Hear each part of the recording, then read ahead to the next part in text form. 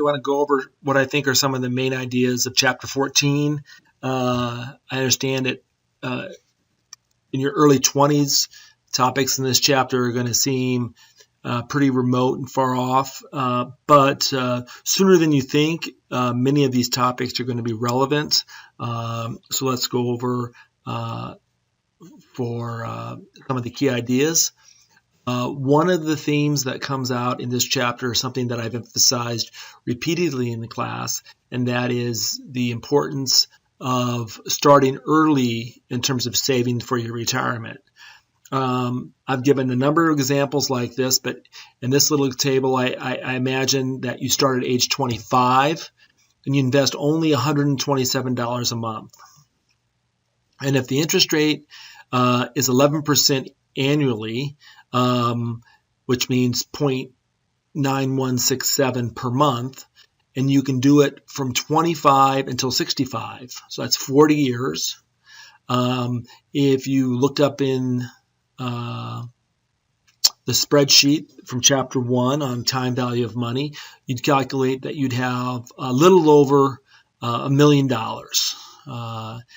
And if you wait until 50, which many people do, and you save 17 times as much per month, so $2,244 per month, at the same interest rate, but you're only going to save for 15 years instead of 40, you'll get to almost exactly the same value at age 65 and you retire, a little over $1 million. But as I said, you're going to have to save 17 times as much.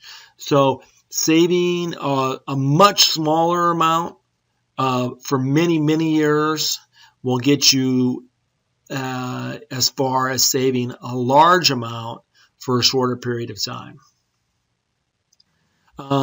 As you begin to think about retirement and planning for retirement, let me review a couple of ideas from earlier in the semester. One is this idea of something called net worth. I believe in Chapter 2, this was initially discussed and defined. Net worth would be your total assets minus your total liabilities. If you are saving regularly, your net worth should increase each year. Now, when we go through a period of time where the market, if you're invested in a 401k in the market, it's definitely possible, like in 2007 and 2008, your net worth can go down. In general, however, your net worth will rise each year, and that's what you want. You want to be building up assets relative to liabilities. So when you retire, you can live off your net worth. One comment about housing. For many people, housing is their single biggest asset when they come to retirement. This is not a desirable situation to be in, right? The idea that your house is worth a lot of money when you retire, that is fantastic. But if it's your biggest asset, that probably means you have not saved a sufficient amount of money in addition to paying off your house.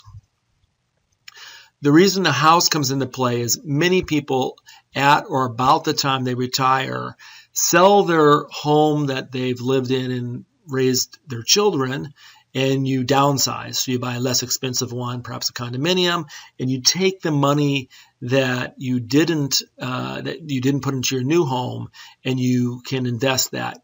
But as we've just covered in the previous slide, here's again this comparison of saving the top part for a long period of time versus a larger amount for a shorter period of time.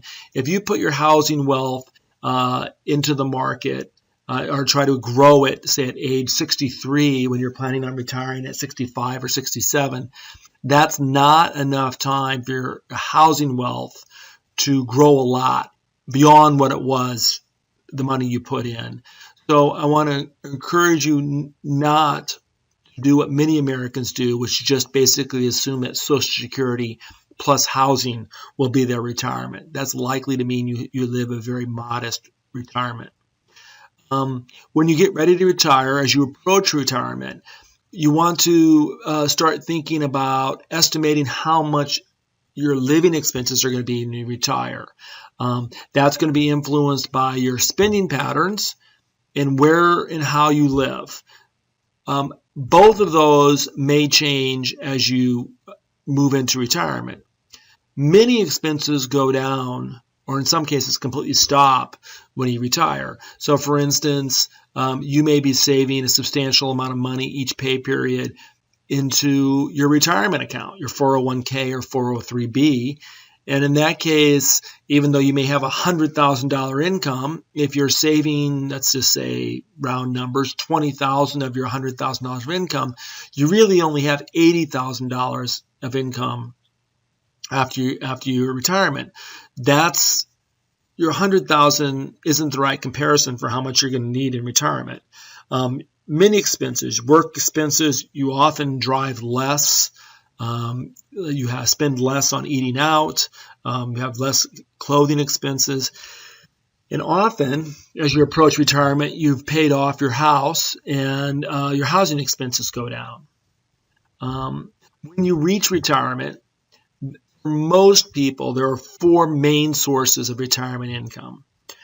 Employer pension plans, public pension plans, which I really mean Social Security, personal retirement plans, and annuities.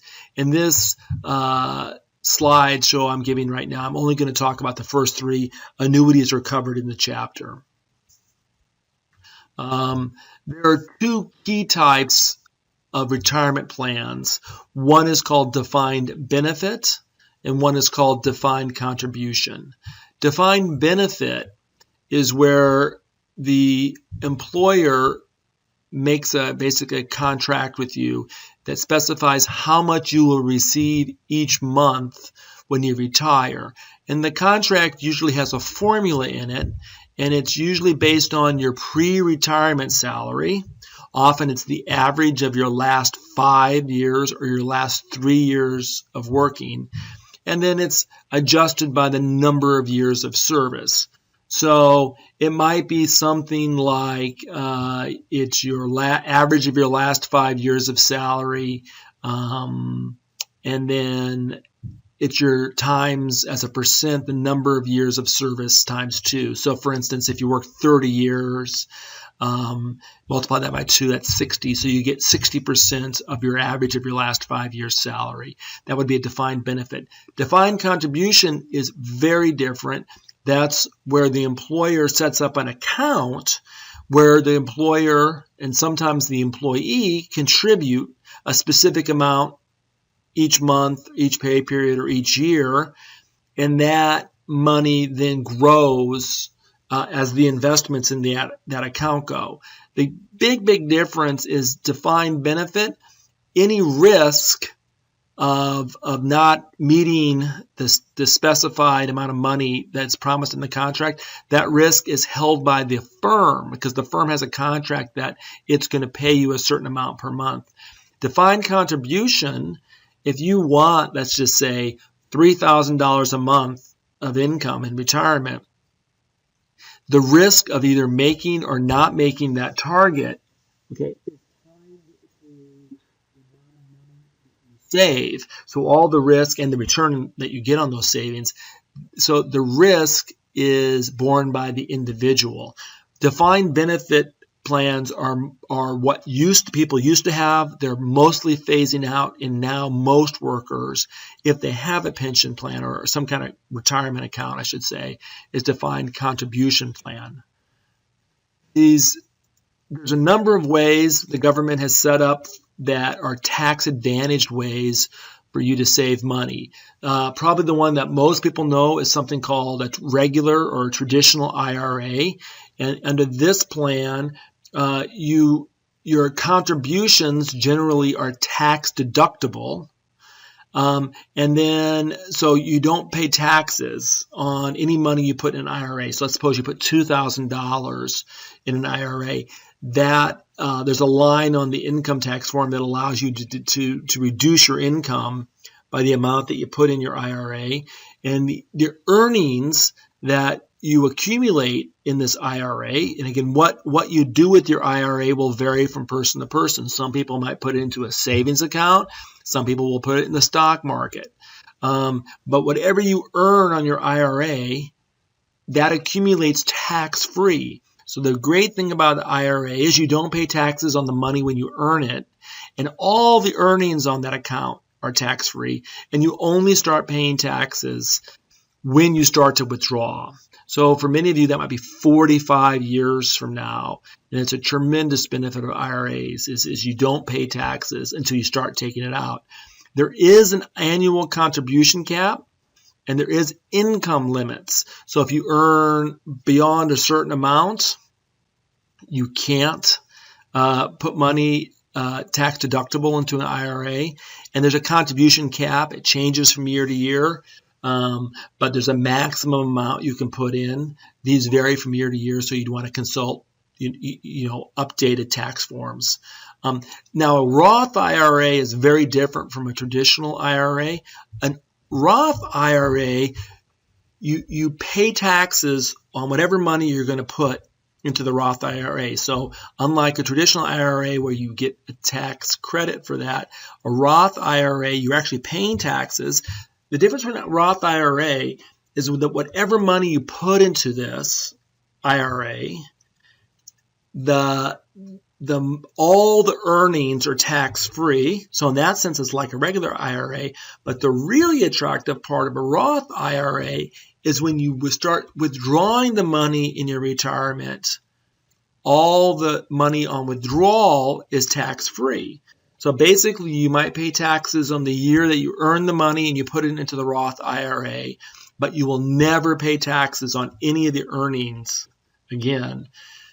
So a Roth IRA basically creates a way to have tax-free income when you retire.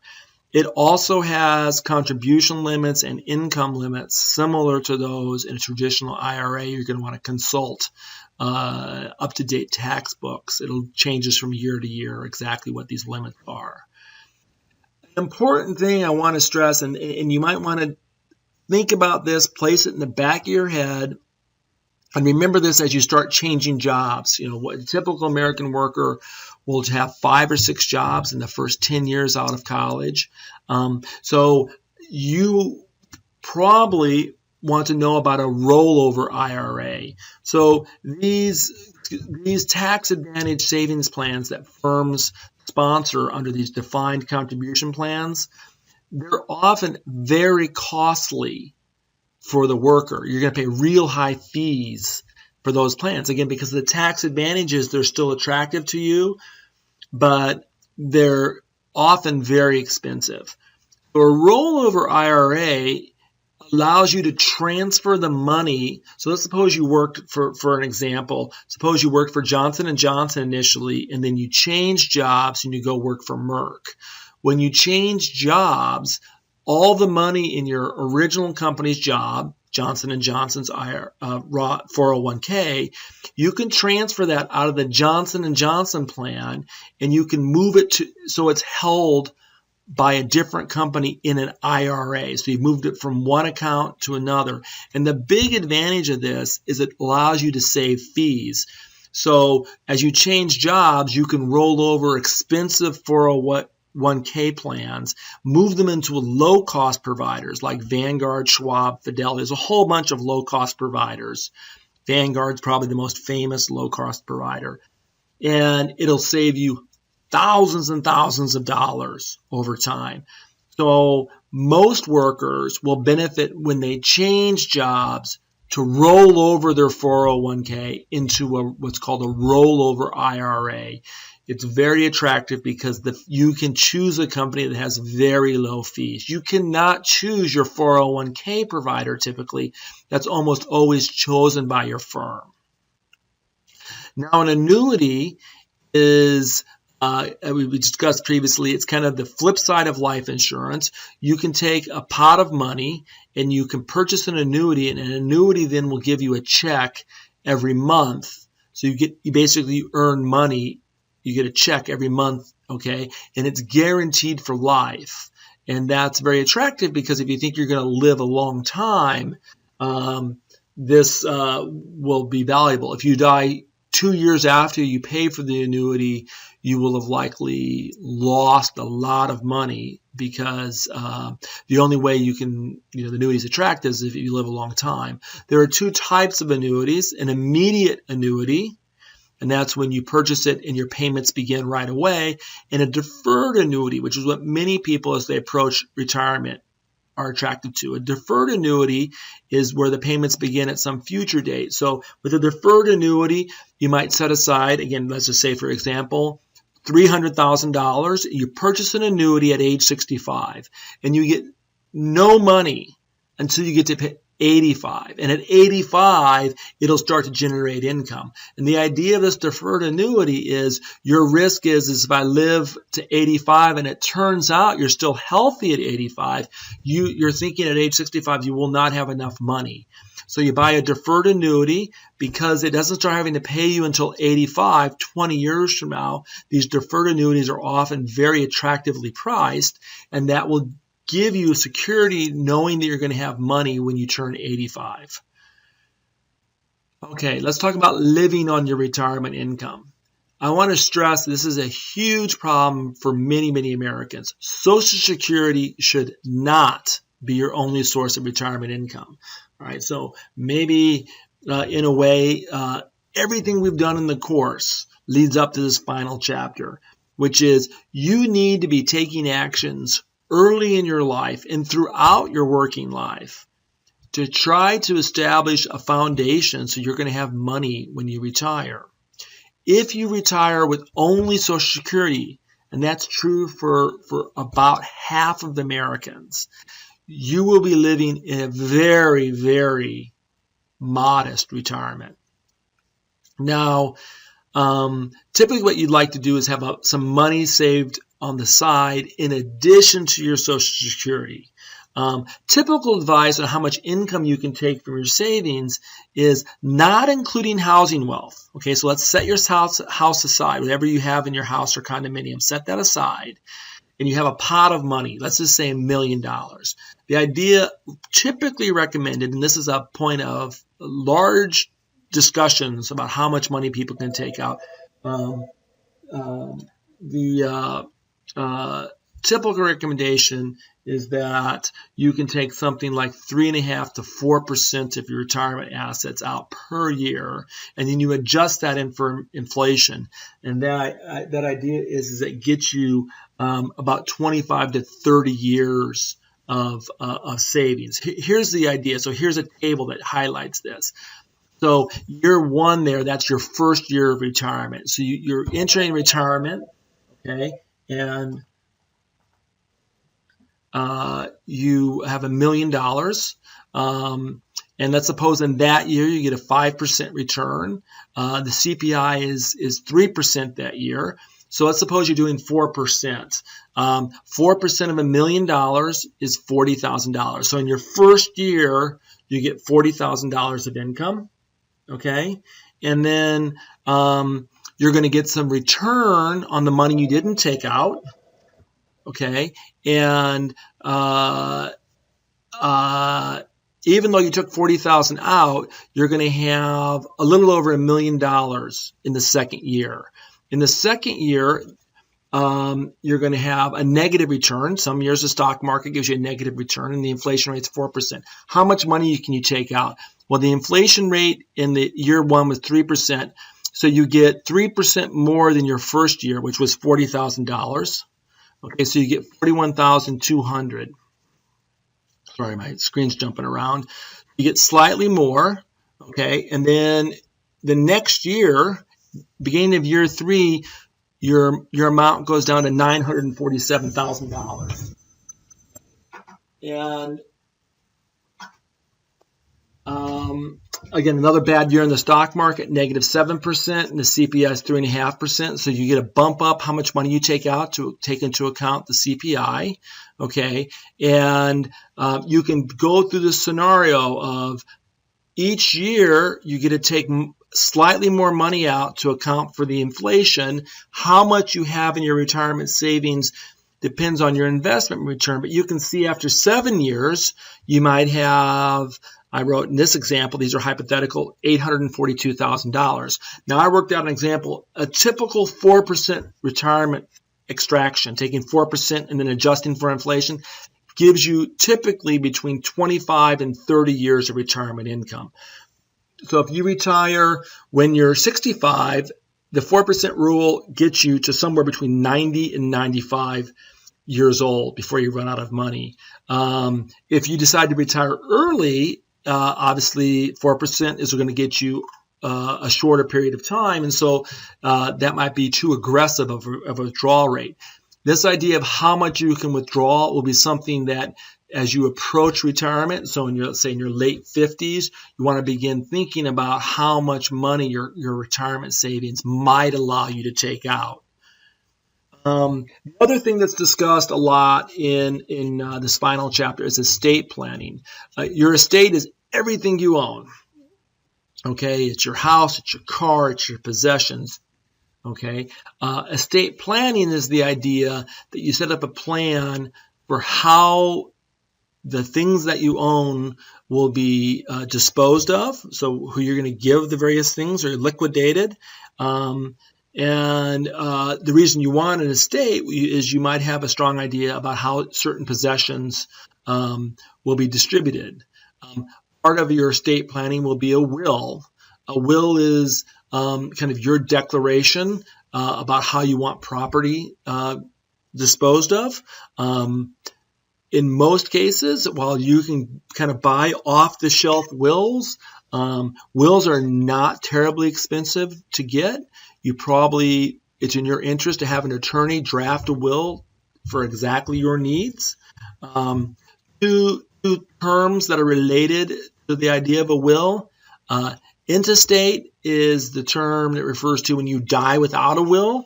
This is not a good outcome. When you die without a will, the state distributes your assets, and this may mean the state decides, for instance, on the guardian for your children. So if you and your spouse have a car accident and you're both killed without a will, it'll be unclear who will be the guardian for your child. It's extremely foolish to not have a will, especially when you have a child. Okay, extremely important. When you have a child, it should be way up on your list. It's a relatively small expense, a couple $100s to have a basic will drawn up by a lawyer. And the one thing you're going to want to specify is who will raise the child or the children if both parents die.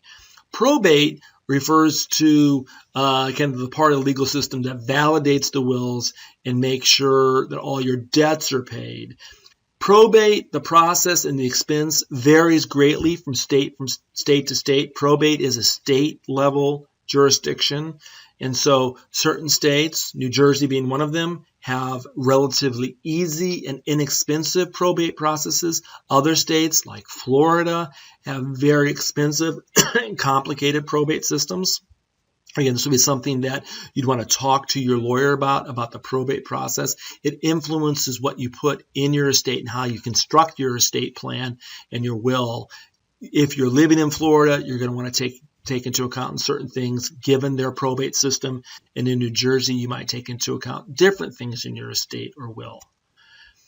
A few key terms that relate to your will and estate. The beneficiary is the person you name to receive property. The executor is the person who is willing and able to execute the provisions of your will. Typically, the executor will not be a big beneficiary of your will. So your executor might be a friend and your beneficiary might be your children. A guardian is the person or persons that assumes responsibility for providing the children with care in managing your estate for them. So it's really important you think about who the guardian for your children will be. A few additional legal documents you want to think about. Excuse me. One is called a living will. A living will allows you to choose whether or not you want to be kept on a life support. That's often referred to as a DNR. You can decide whether or not you want to be resuscitated. And it allows you to appoint someone else to make healthcare decisions on your behalf in case you're unable to do so. In many states, the spouse has the legal right to make these decisions. If you say you've had a stroke and are unable to make your own decisions, if you do not have a spouse, you're going to want to designate someone to make decisions for you. A power of attorney is a legal document that authorizes someone to act on your behalf if you become seriously ill or injured. And again, you're going to want to give someone the power of attorney if you're incapacitated, because someone may need to sell some assets in order to pay for, so for instance, you have to be in a nursing home and you may not be able to make those decisions yourself. You had a stroke or a car accident. You want someone to be able to make those decisions for you. And then something is called the healthcare power of attorney. It's a document that provides both the living will and the power of attorney for health-related decisions.